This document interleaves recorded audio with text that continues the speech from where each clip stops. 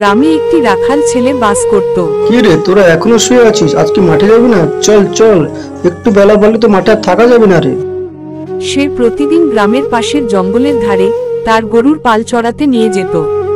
রাখালটি ছিল দুষ্ট এবং মজার ছলে মাঝে মাঝে মিথ্যা কথা বলতো।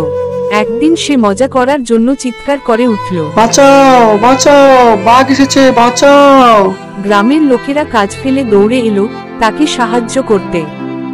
বাঘ কোথায়, বাঘ কোথায়? ভয় পেয়ে গেলে? কেমন লাগলো বলো?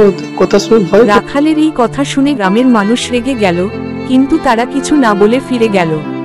কিছুদিন পর আবার রাখাল একই কাণ্ড করল, বাঁচাও বাঁচাও, আবার বাঘ এসেছে। এবারও গ্রামবাসীরা ছুটে এলো, কিন্তু আবারও তারা প্রতারিত হলো। সবাই রেগে গিয়ে আবার বলতে লাগলো, এই ছেলেকে আর বিশ্বাস করা যাবে না। কিছুদিন পর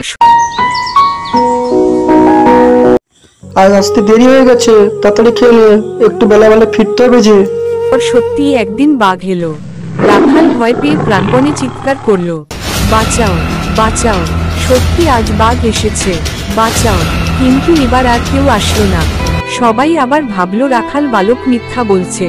অবশেষে বাঘ রাখাল বালককে খেয়ে ফেলে, তারপর সেখান থেকে চলে যায়।